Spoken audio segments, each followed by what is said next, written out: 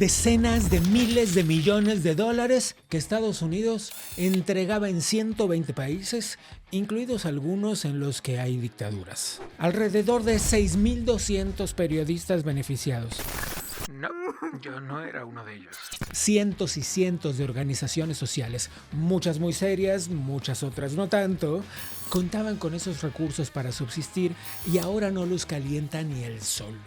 Todo eso era repartido por la Agencia de los Estados Unidos para el Desarrollo Internacional, mejor conocida como USAID. Esa agencia está en la mira del gobierno de Donald Trump. Quiere cerrarla. ¿Por qué? Bueno, según la nueva administración, la agencia ha sido infiltrada durante décadas por actores que desviaron su propósito original, convirtiéndola en una herramienta de financiamiento para agendas políticas y grupos alineados con la izquierda globalista. Parece que es cierto. Y como Donald Trump no usa la mano izquierda ni para espantar las moscas, ¿cuál es el trasfondo de esta polémica? La USAID ha manejado presupuestos anuales de más de 40,000 millones de dólares para proyectos en todo el mundo. En teoría, su objetivo es fortalecer la democracia y promover el desarrollo. En la práctica, una parte importante de esos fondos ha terminado en manos de grupos que trabajan en contra de los propios intereses de Estados Unidos. O eso es lo que interpretan el presidente y Elon Musk desde el Departamento de Eficiencia Gubernamental y también unos cuantos analistas infartados después de conocer los presupuestos que manejaba la agencia y a qué los destinaba. Mira, nada más algunos datos para entender por qué este ejercicio del soft power estaba presente en la agencia. En Venezuela, organizaciones recibieron más de 1.128 millones de dólares en la última década. ¿A dónde fue a parar ese dinero?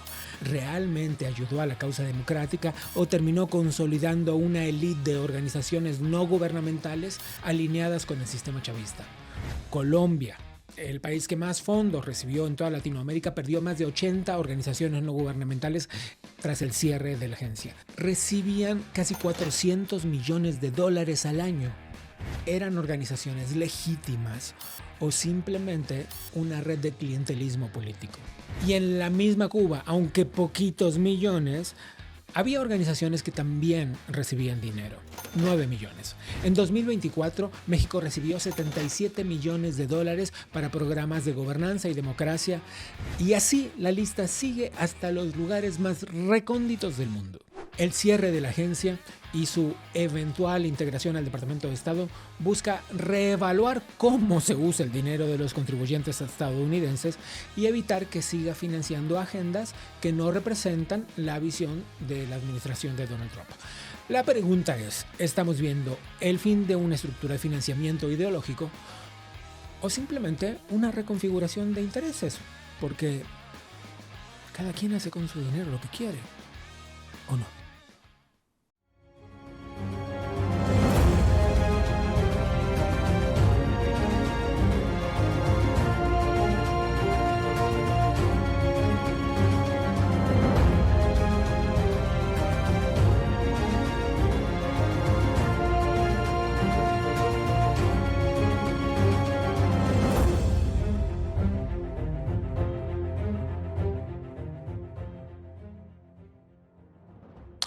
Antes de arrancar, un pedido básico. Por favor, dale click a la campanita, suscríbete al canal y déjanos en un comentario.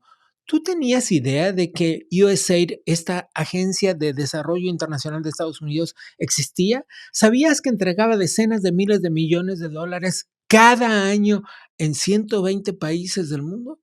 ¿Sabes que seguramente desde el lugar en el que tú nos estás viendo hay algunas organizaciones no gubernamentales que reciben ese dinero?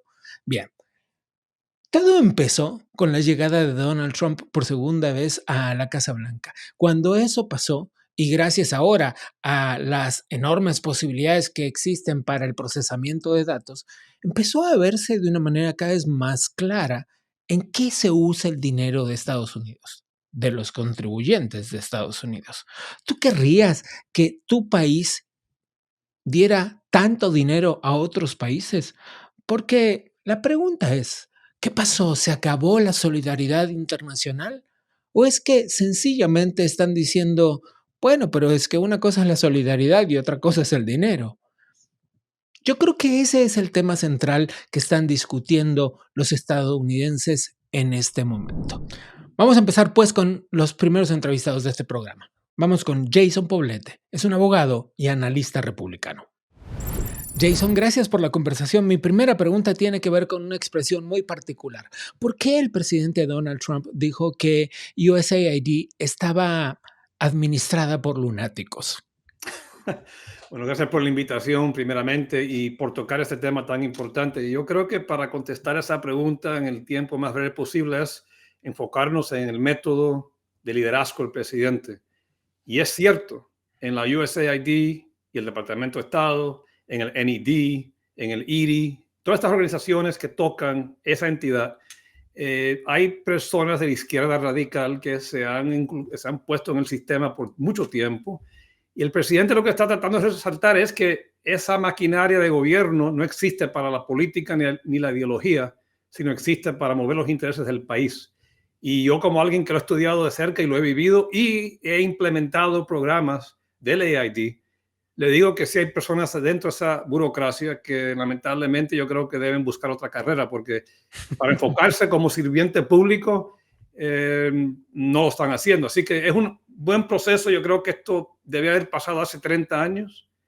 No se logró por muchas razones. Y el Congreso, por ende, el Congreso republicano y demócrata, ambos, porque estos son muchos congresos desde que esto empezó, tienen la responsabilidad principal de hacer este trabajo y no lo han hecho. Así que le toca esta Déjame parte también a recalar Donald Trump. brevemente, vamos a pimponear un poco en muchos temas relacionados a este asunto tan importante, pero hablaste del Congreso fundamentalmente y el ala demócrata del Congreso de Estados Unidos ha dicho que el presidente no tiene la facultad de cerrar la agencia sin la autorización del Congreso.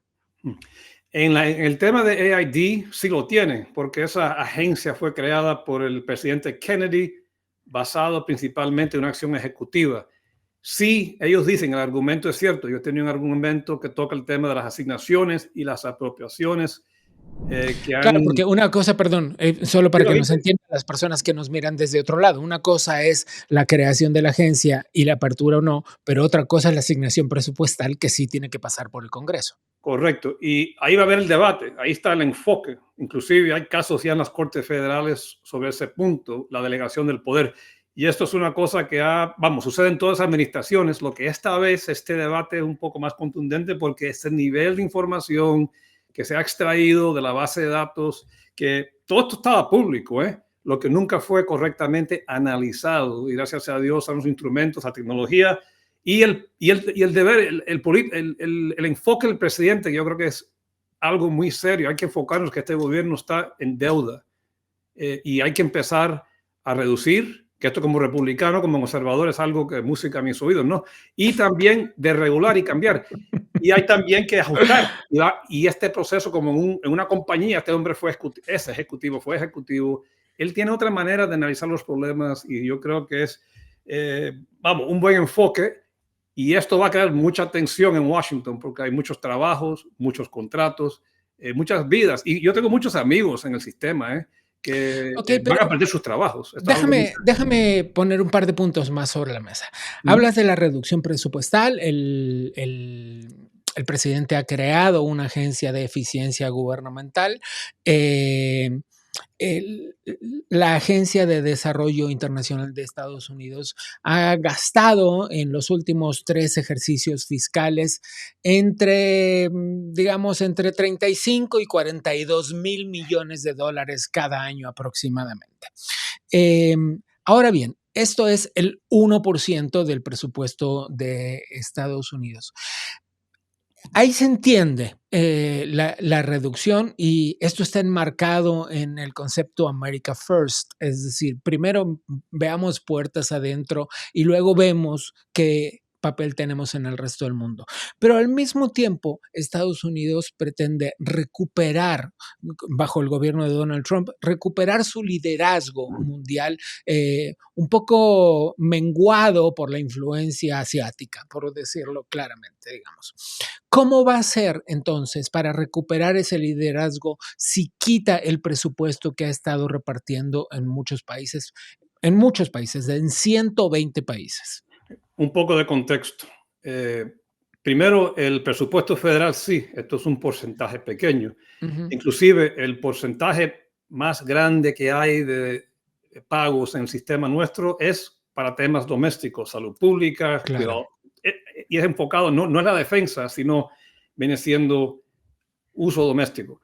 ¿Por qué esto es tan importante sobre el tema de la política externa de Estados Unidos? Que esto va a continuar, los programas no se van a eliminar, sino se van a eliminar los ineficaces, pero esto va a continuar por ahora, el Departamento de Estado, pero el Congreso está teniendo reuniones y van a estudiar cómo hacerlo mejor. Pero es importante saber que si el presidente llega y plantea una política que le hicimos acá, America First, America Primero, las agencias de este gobierno tienen que estar preparadas para utilizar eso como base de la política externa de Estados Unidos. Sabemos que en el campo internacional siempre va a haber, compartimos hasta cierto punto con el otro partido ciertas ideas que se van a continuar, ¿no? Pero cuando nos enfocamos a la política ideológica del presidente y su equipo y la burocracia no está preparada o no puede o no quiere, y en el caso de AID no quiere, esto no quería hacerlo en el 2016 y va a haber resistencia ahora.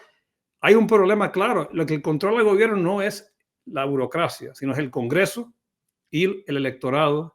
Y el electorado dijo que no, queremos el presidente Trump, queremos America First, para ejecutar en el campo internacional, que vamos a continuar haciéndolo, y van a haber estos programas. Hay que hacerlo de una manera, no de 3 años, esperar que llegue a la Casa Blanca y implementen, sino mover un programa a través de AID. Yo lo he hecho, no es fácil, toma tiempo. Así que yo creo que hay que reformar esto y hacerlo de una manera que cuando llegue un presidente en la casa, cuando llegue un demócrata, por ejemplo, si la próxima vez gana un demócrata y él o ella quiere mover ficha de cierta manera y no puede, tampoco debe ser así, sino Claro. vamos a enfocarnos que tenga un sistema que haga lo que el presidente diga que hay que hacer. Ok, como abrimos muchos temas, tengo que regresarme a uno que dijiste, que planteaste hace unos minutos y que es importante para entender el porqué de la decisión del presidente Donald Trump. Dijiste, hay infiltrados en muchas organizaciones de gobierno, personas de la extrema izquierda. Oh, yeah.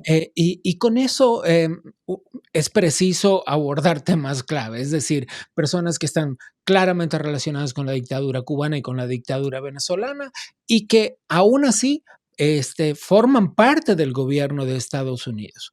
¿Cómo se entiende eso? Eso es difícil, ¿no? Pero vamos a dar el ejemplo de Cuba por un momento porque esto es un caso fresco, un caso que sucedió el año pasado. Rocha. Correcto. Y cuando ves ese tío que yo lo conocí en Washington socialmente, no era amigo de él, pero bueno, uno iba a cosas de Cuba y lo veía, y esas cosas. O Narla Melenmontes, o muchos casos anterior, ¿no? Esos casos tan frescos para las personas que nos siguen aquí, porque son casos que hemos mencionado mucho y no, que y hemos pasa, explicado. y ahí salen programas. Esas personas se involucran en esta maquinaria de grants, de contratos, y eso Grants son, para quienes nos miran en español, asignaciones presupuestales. correcto. Y si van a crear programas donde esa índole de personas tiene acceso al sistema nuestro, eso es un argumento de seguridad. Ahora, los que estén trabajando a diario en el sistema nuestro, se ve por los programas que aprueban o no aprueban una ideología izquierda. Ok, voy a hacerte preguntas así radicales, si me permites. Me gustan, más radicales mejor, así que sí. Había dentro de la agencia norteamericana para el desarrollo internacional personas que estaban actuando en contra de los intereses de Estados Unidos. En mi opinión, sí. Y en mi opinión, habían personas en el National Endowment for Democracy, que fue una entidad creada por el gobierno americano, el Congreso también, que en mi opinión trabajaban en contra de una ideología globalista que se enfocaba en el sistema nuevo que han tratado de crear. Eso está fallido. y que ha creado a través del sistema burocrático con estas asignaciones y contratos, favoreciendo ciertas personas y grupos afuera del sistema para abordar esa política, que eso va en contra, no solamente de Trump, sino eso va en contra de los intereses de Estados Unidos y que el Congreso ha tratado por décadas, esto no es nuevo, ha tratado por décadas cambiar y no ha logrado cambiarlo. Voy a leer esto, Jason, porque no quiero equivocarme en los datos porque son muy precisos. USAID destinó entre 2014 y 2024 $1,128 millones en una década a Venezuela. Esto es algo publicado por el portal La Voz de América. Explíqueme por qué no entiendo. Claro que comprendo que en un país sometido a una dictadura hace falta mayor influencia de las democracias y por eso la cantidad de dinero destinada. Pero esta cantidad de dinero es impresionante comparada con la que se ha destinado a otros países. Explícame, por favor. Ahí tocaste un tema que podemos tener en un programa, vamos, de 1 hora. Be my guest. Pero sin duda, para mí la política de Venezuela ha sido un tema bastante, algo que me ha molestado por mucho tiempo, porque eso nunca debía haber pasado. Pero también yo soy una persona que siempre ha dicho desde hace mucho tiempo que las elecciones en Venezuela no son posibles. En mi opinión, en países como Venezuela, como Cuba, Corea del Norte, no podemos invertir fondos del contribuyente para legitimizar el sistema, porque si el sistema está malo, si Maduro es un dictador y Chávez es un dictador, que yo pienso no era gente buena, ¿cómo vamos a estar invirtiendo fondos en sistemas electorales, en un sistema que está legitimizando y que ellos controlan? Así que para mí eso ha sido un gran despilfarro de fondos y viene más, porque el Departamento de Estado tiene otra fuente de fondos que no se ha tocado, no se ha hablado aquí en público.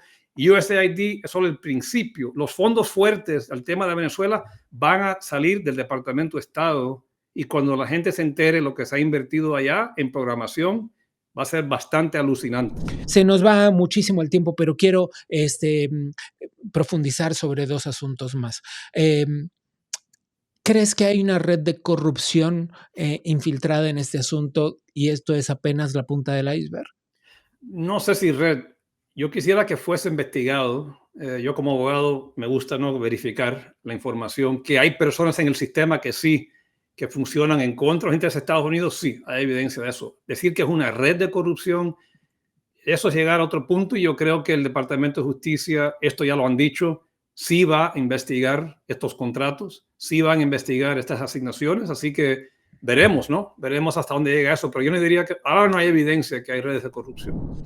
Es el abogado y analista republicano Jason Poblete. Gracias. Gracias.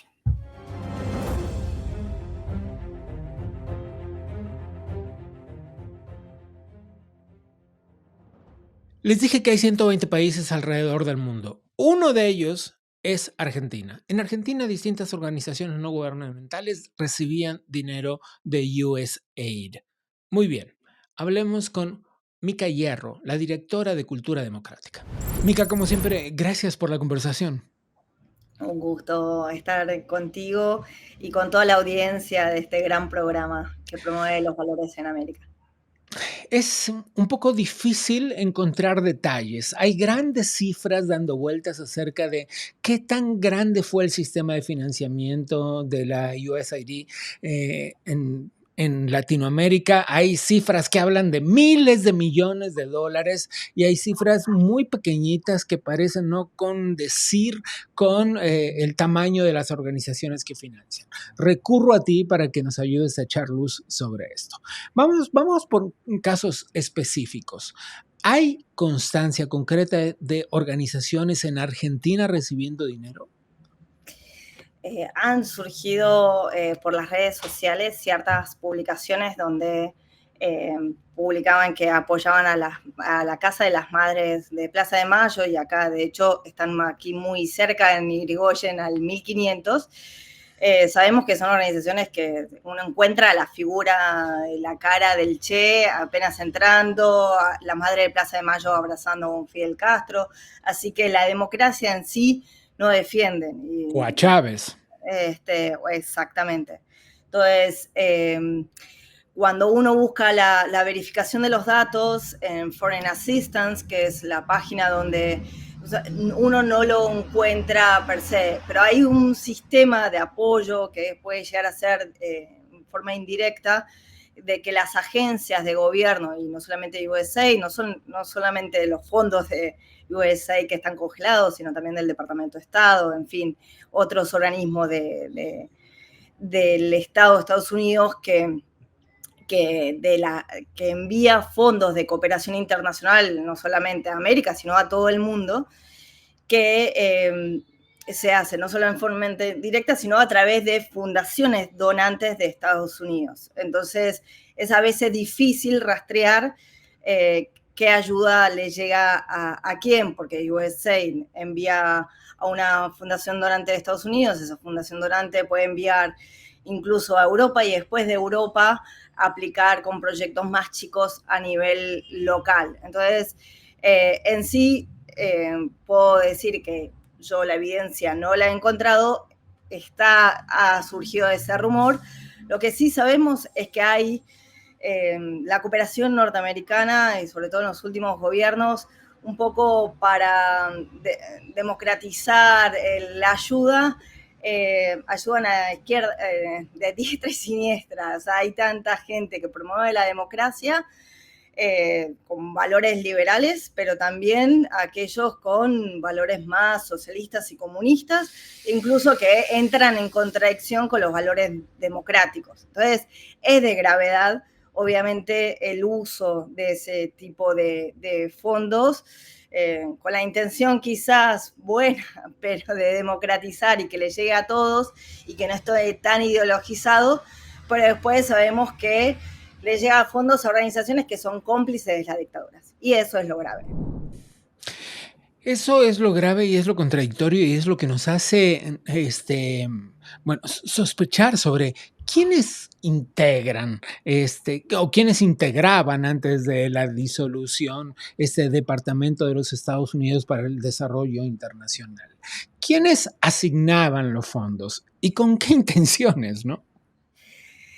A ver, USAID es una agencia que era independiente del Departamento de Estado, que el Departamento de Estado para los argentinos o para otros ciudadanos de América Latina, el Departamento de Estado es como la Cancillería, es quien maneja las relaciones internacionales del gobierno de Estados Unidos. Entonces, la cooperación al desarrollo internacional era como una agencia independiente. En el momento de su creación, el 61, entró en ese debate si debía ser independiente o no al gobierno. Al final quedó como independiente. Y ahora lo que se está debatiendo es si tiene que estar debajo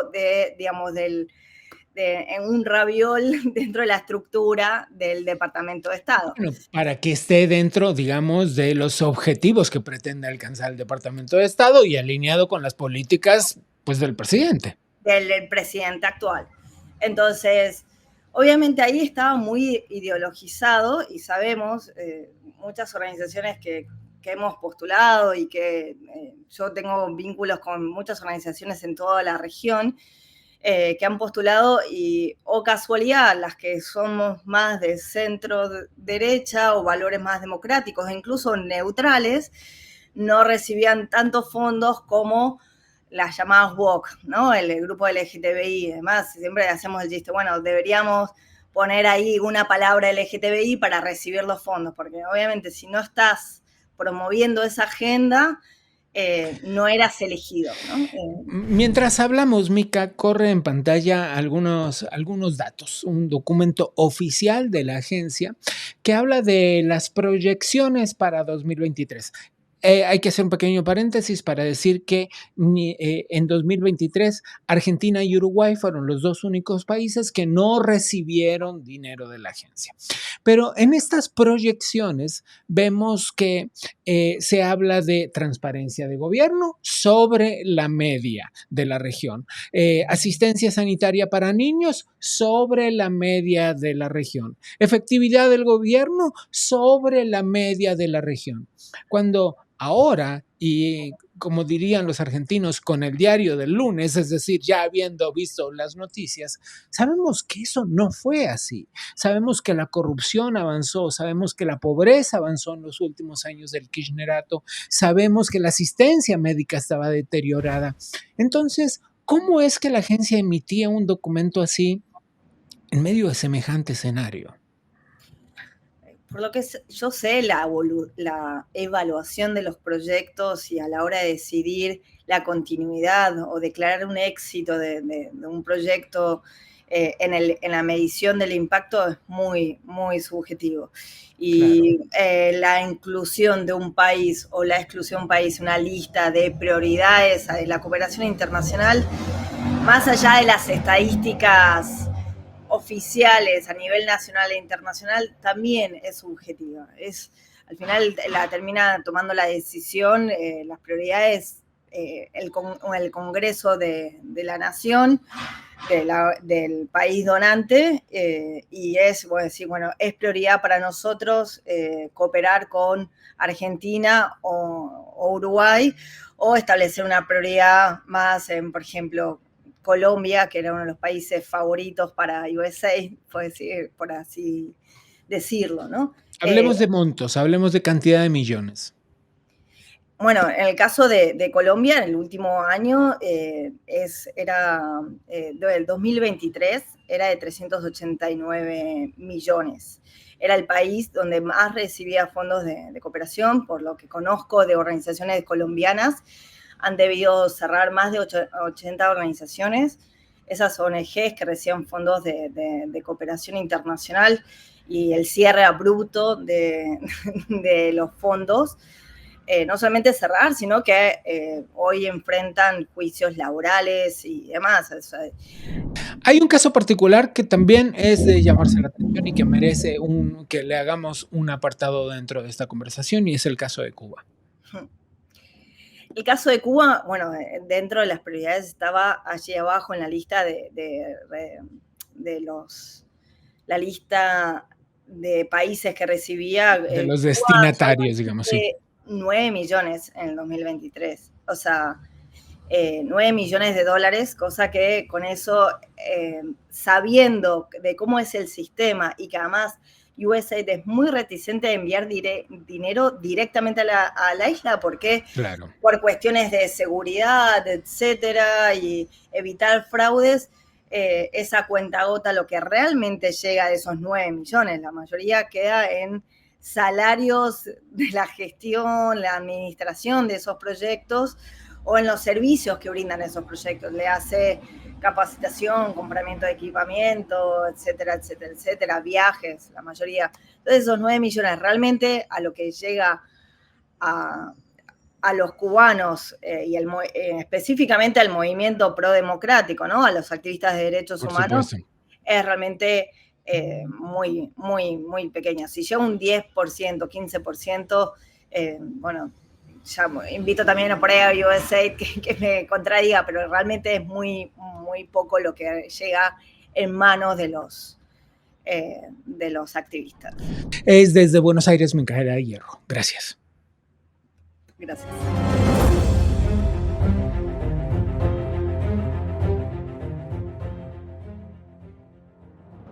Me quedo con lo mismo que te pregunté al comienzo del programa. ¿Esto es el fin de la solidaridad internacional o es sencillamente un país decidiendo a dónde pone su dinero?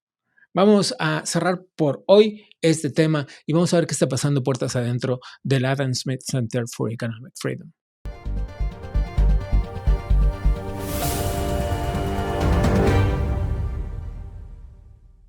Llevamos un par de semanas contándoles sobre los avances de cómo van las clases de los Senior Leadership Fellows, que ya están en acción, por cierto. Así es que esta semana los estudiantes del Adam Smith Center for Economic Freedom tuvieron la oportunidad de participar de las sesiones exclusivas con líderes de altísimo nivel. Por ejemplo, la expresidenta de Costa Rica, Laura Chinchilla, que analizó los desafíos más urgentes de América Latina, desde la inseguridad ciudadana hasta la creciente influencia del crimen organizado en la región y todos los problemas aparejados que esto trae, ¿no? Es decir, recordemos que un problema de seguridad es también un problema financiero y económico para la región, ¿no? Eso explica bastante de cómo nos encontramos. Por su parte, Marshall E. Kelly ofreció una perspectiva muy interesante sobre la producción de eventos de alto perfil y su experiencia en la Casa Blanca como directora de gestión y administración. Y el expresidente de la Cámara de Representantes de la Florida, Paul Renner, guió a los estudiantes a través de los procesos legislativos y las estrategias clave para una campaña exitosa. Como pueden ver, se trata de asuntos muy específicos sobre los que docentes, aunque muy avesados, pero si no pasaron por la gestión pública, podrían no tener experiencia para guiar a los alumnos en estos aspectos, como es el caso de estos grandísimos líderes de los que les estamos hablando. Próximamente les daremos más detalles sobre las sesiones de Marshall Billingsby y Diana Alarcón. Yo digo que no se lo tienen que perder. Eso fue todo por hoy y solo por hoy me despido de ustedes. Soy Gabriel Bauducco a nombre del Adam Smith Center for Economic Freedom. Les doy las gracias y les arranco la promesa de encontrarnos la próxima.